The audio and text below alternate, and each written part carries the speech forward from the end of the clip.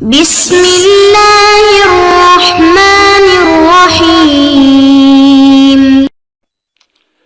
أعوذ بالله من الشيطان الرجيم. ولما جاءهم كتاب من عند الله مصدق لما معهم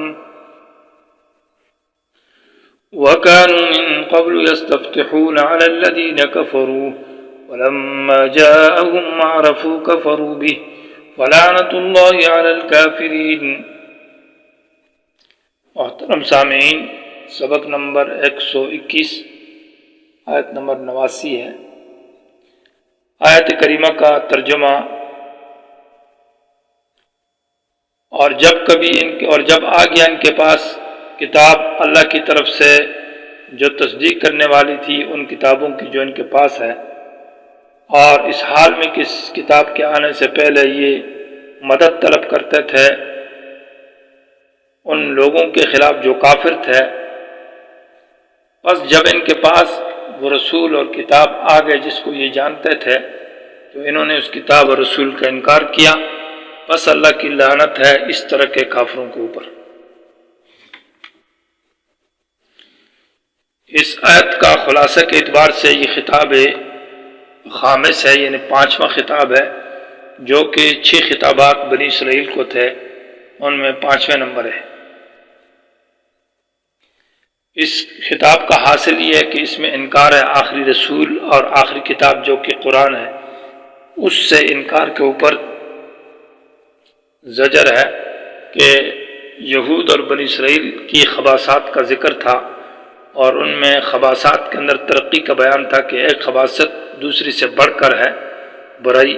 تو پہلے انبیاء کی تکذیب تھی اور ان کا انکار اور قتل کا ذکر تھا، تو اس کے اندر یہ کہ آخری نبی جب آ گیا تو اس کی بھی تکذیب اور اس سے بھی انکار اور آخری کتاب سے بھی انکار کیا، تو یہ خباثات بڑھتی گئی۔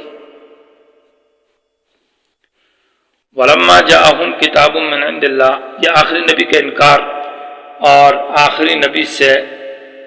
مطلب یہ ایک تکذیب کا ذکر ہے۔ اور جب کبھی آ گیا ان کے پاس آ گئی کتاب من عند اللہ، ایسی کتاب جو اللہ کی طرف سے ہے، 3 صفات ذکر کی ہے۔ ایک تو کتاب عظیم ہے، جامع مضمون ہے اور عظیم الشان کتاب تنوین للتعظیم ہے۔ دوسری صفت یہ ہے کہ من عند اللہ، وہ کتاب منزل ہے اللہ کی طرف سے، کائن من عند اللہ، اللہ کی طرف سے آنے والی کتاب ہے، تو کتاب بھی بڑی اور کتاب بھی اللہ کی طرف سے ہے۔ اور تیسری صفت یہ کہ مصدق لما معہم، تصدیق کرتی ہے ان باتوں کی جو ان کے پاس ہے تورات میں۔ تو تورات کی باتوں کی وہ مصدق بھی ہے، گویا کہ اس کتاب کا انکار وہ تورات کا انکار ہوگا، کیونکہ مصدق معنی ان خبروں کی تصدیق کرتی ہے جو ان کے پاس تورات میں تھی کہ آخری نبی آئے گا، کتاب آئے گی، اس کی یہ صفات ہوگی۔ اب جب یہ کتاب آ گئی تو انہوں نے اس جو تورات کے اندر خبر تھی اس کی تصدیق کر دی۔ یا مصدق بمعنی موافق ہے ان اصولی مسائل کے اندر جو تورات کے اندر ہے، عقائد اور اعمال اور محرمات کے اصول المحرمات، اصول الادیان میں۔ تو یہ 3 صفات کی کتاب کی اس شرط ہے یہ ولما جاؤں کہ جب کتاب آ گئی اور ایسی صفات پر مشتمل ہے کہ جو عند اللہ ہے اور مصدق لما معہم ہے، تو فکذبوا، انہوں نے اس کتاب کی تکذیب کی اور اس سے انکار کیا، اس نبی کو بھی جھٹلایا۔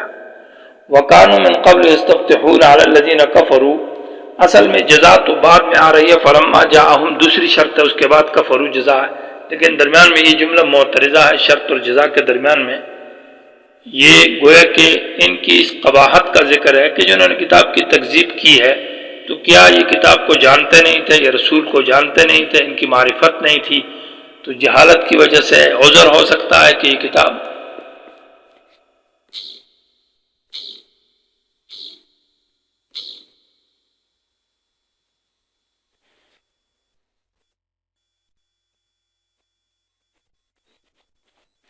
تو اس کے اندر بتایا کہ نہیں،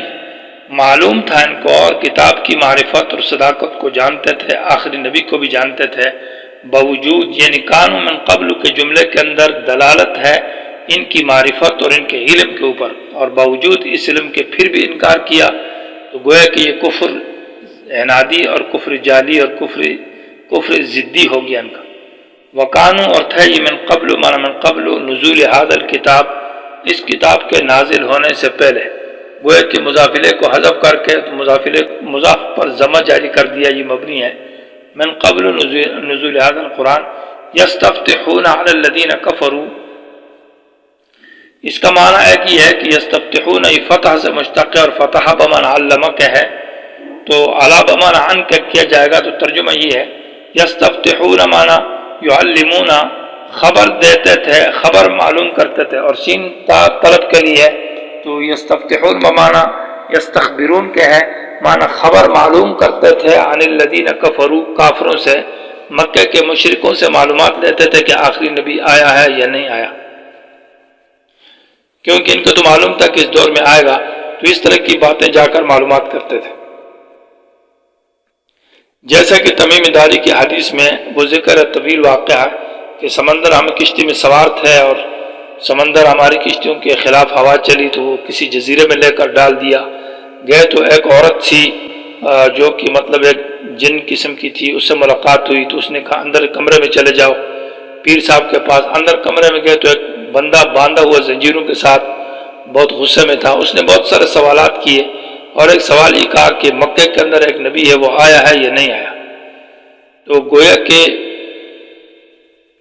یعنی یہ ان کو خبر دیتے، خبر معلومات کرتے تھے۔ تو اس دوسرا ترجمہ یستفتحون کا معنی یخبرون، یہ خبر دیتے تھے، یستفتحون کا معنی خبر پہلے معنی میں کہ وہ خبر معلومات کرتے تھے، خبر لیتے تھے علی بمعنی کے کافروں سے، دوسرے معنی میں یہ کہ خبر دیتے تھے کافروں کو، مکہ کے مشرکوں کو یہ بتاتے تھے کہ آپ کے اندر اس طرح رسول آئے گا، اور جا کر یہ باتیں بتاتے تھے۔ اور تیسرا ایک معنی ہے یستفتحون بمعنی یستنصرون کا، کہ مدد حاصل کرتے تھے علی الذین کافروں کے خلاف۔ بنو نذیر اور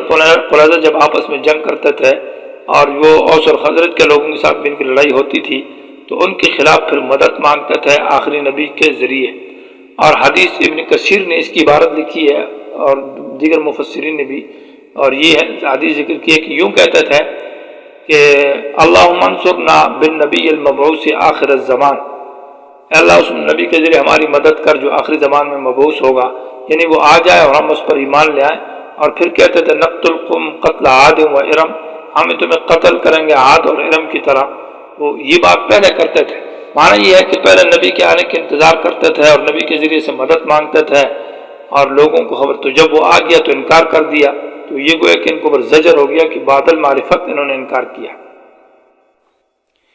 یستفتحون میں دو معنی، ایک بات مفسرین نے کہا کہ مدد جو مانگتے تھے کافروں کے خلاف نبی کے، تو ابن کثیر کی روایت جو ہے اس میں واضح طور پر ابن عباس سے جو نقل ہے کہ بمجیء النبی، نبی کے آنے سے وہ خبر معلومات کرتے تھے کہ وہ نبی آخر میں آئے گا۔ بعض مفسرین نے عام نے ذکر کیا بن نبی، تو جہاں بن نبی کی عبارت ہے تو اس سے مراد بھی بمجیء النبی مراد ہوگا۔ بعض روایات کے اندر بعض مفسرین نے ذکر کیا ہے کہ بحق النبی، اور نبی کے حق سے تھا، اور یہ روایت جو ہے یہ ذکر کی ہے بعض مفسرین نے، لیکن یہ ابن عباس کا قول جو ہے سدی کی روایت پر، سدی صغیر سے، اور سدی جو ہے وہ ضعیف راوی ہے، منکر ہے، کذاب ہے، اس کی روایت منظور نہیں ہے۔ تو بحق النبی کی جو تفسیر ہے وہ صحیح نہیں ہے، البتہ بن نبی اور بمجیء النبی والی تفسیر صحیح ہے کہ نبی کے آنے کے ذریعے سے وہ مدد مانگتے تھے کافر لوگوں کے خلاف۔ فلما جاءہم، جب آ گیا ان کے پاس وہ پیغمبر، یا ماں سے مراد نبی بھی ہے اور ماں سے مراد قرآن بھی ہے، کہ جب وہ کتاب آ گئی ان کے پاس، عرفو جس کو یہ جانتے تھے، یا وہ نبی آ گیا جس کو وہ جانتے تھے، اس نبی کی صفات کو جانتے تھے، کیونکہ ماں جو ہے یہ ذوی العقول اور غیر ذوی العقول دونوں کے لیے استعمال ہے سیبویہ کے قول کے مطابق، جو کہ علامہ شعرانی نے یواقیت کے اندر لکھا ہے۔